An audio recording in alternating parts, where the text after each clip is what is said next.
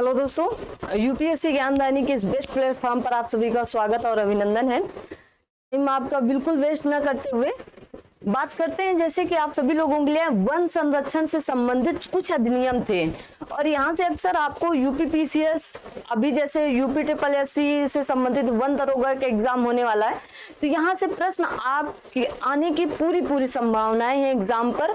तो आप सभी लोग इस टॉपिक को जरूर देखिएगा एक नजर, क्योंकि छोटा सा टॉपिक है। मुश्किल से 10 से 12 ही ऐसे अधिनियम हुए थे जिनसे पूरे वन संरक्षण की बात कही गई थी।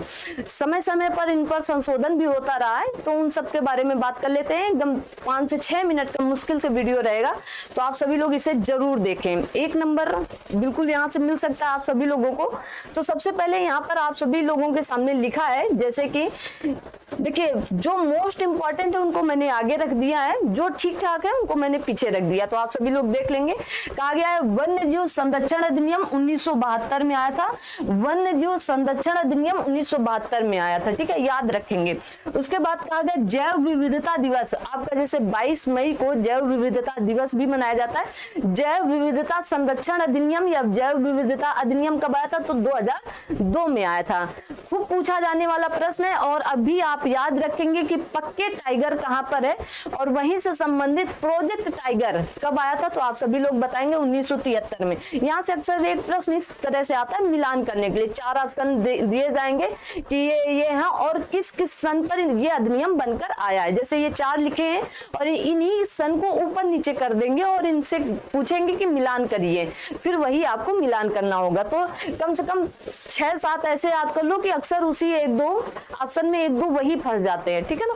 तो जैसे आपका प्रोजेक्ट टाइगर कब आया था? 1973 में आया था। और आपका जैव विविधता कब आया था? 2002 में आया था। वन्य जीव संरक्षण अधिनियम कब आया था? तो 1972 में आया था। प्रोजेक्ट हाथी बहुत इंपॉर्टेंट है। प्रोजेक्ट हाथी कब आया था? तो 1992 में आया था। बहुत से बच्चे ऐसे भी होंगे जिनकी डेट होगी, मतलब उनका ईयर होगा, डेट ऑफ बर्थ का ईयर होगा 1992। तो अपने अपने हिसाब से कुछ याद कर लें, ठीक है ना। जरूर याद करें कि इनको याद करना आपके लिए इंपॉर्टेंट है। इसलिए अगला है आपके बीच, देखिए पहला क्या था? वन्य जीव संरक्षण अधिनियम कब आया था? तो आपको मैंने बताया कब आया था। और अगला है वन्य संरक्षण अधिनियम। वन्य जीव संरक्षण अधिनियम कब आया? 1972 में आया था।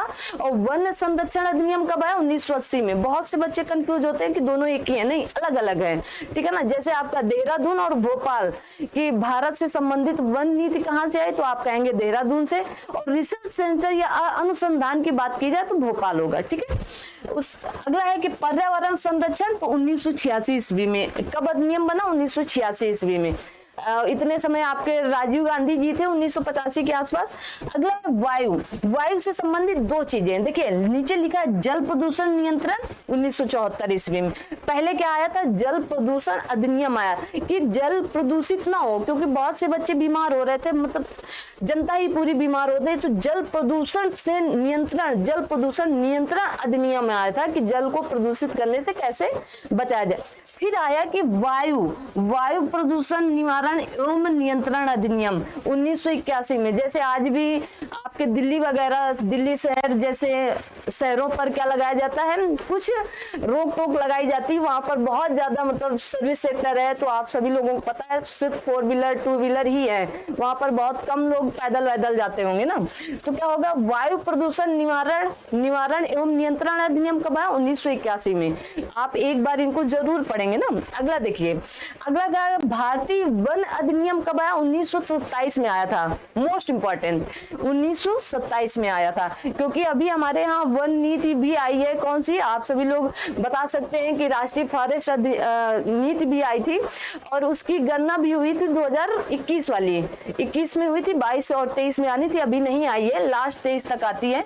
तो उसको याद रखेंगे। हमारे यहाँ कितने वन और वनावरण है और कितना वृक्षावरण है, दोनों याद रखेंगे। मैंने टॉपिक आप सभी के बीच में दे रखा है पहले से। वन नीति हमारे यहाँ कब आई थी? तो सबसे पहले 1952 में आई थी, 1952 में। फिर इसमें काफी कुछ संशोधन करके 1988 में फिर इसमें संशोधन किया गया और 1988 वाली मानी जाती है। बट आप दोनों याद रखेंगे। 52 ऑप्शन में हो तो, क्योंकि अब क्या किया जा सकता है, आयोग चॉइस आपको दे रखी है। 52 आए तो 52 लगाना, 88 आए तो 88 लगाइएगा, ठीक है।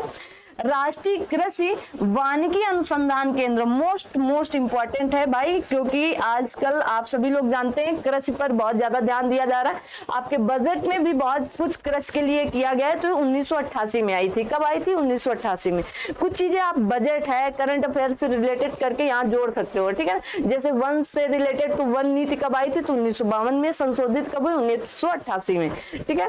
अगला है, बस आपके खत्म, बस लास्ट यही है कि पशु क्रूरता निवारण अधिनियम। जैसे यहाँ पर जो अभी वर्तमान में सरकार है वो बहुत ज्यादा इस पर ध्यान दे रही है, बहुत ज्यादा, और देना भी चाहिए, ठीक है ना। तो 1960 में अधिनियम आया था। कब आया था? 1960 में आया था, पशु क्रूरता निवारण अधिनियम। जैसे आप दुधारू पशुओं को मार नहीं सकते हैं, ठीक है ना। यहाँ तक कि अब उनको जो सुई लगाई जाती थी उस पर भी रोक लगा दिया गया है। तो बहुत से ऐसे अधिनियम बनाए गए हैं जिससे आप इन सबको देख सकते हो, ठीक है। तो इनको आप एक बार फटाफट देखेंगे और देखने के बाद इनको फटाफट याद भी करेंगे, सिर्फ देखना नहीं है आपको ना।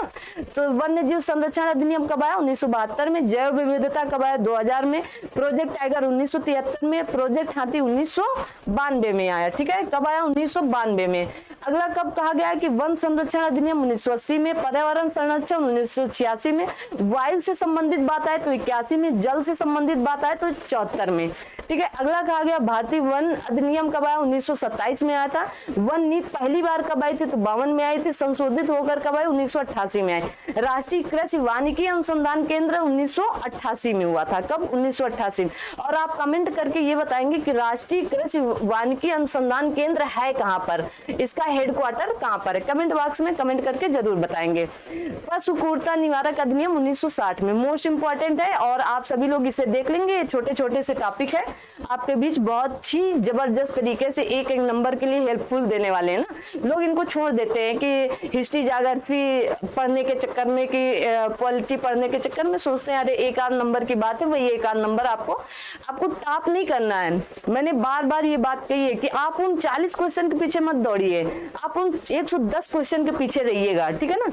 आप टॉप नहीं करना है। प्री में टॉप करने का कोई मतलब नहीं कि आपने टॉप कर दिया, सबसे ज्यादा नंबर लेकर आए तो आपको मेडल दिया जाएगा, ऐसा कुछ भी नहीं। आप मेंस लिखना है, फिर इंटरव्यू, तब फाइनल रिजल्ट के बाद आप टॉप करिएगा, ठीक है। Thank you so much. मिलते हैं अगली क्लास में, तब तक के लिए आप सभी लोग अपना ध्यान रखें, अपने साथ सभी अपनों का ध्यान रखें। जय हिंद, जय भारत।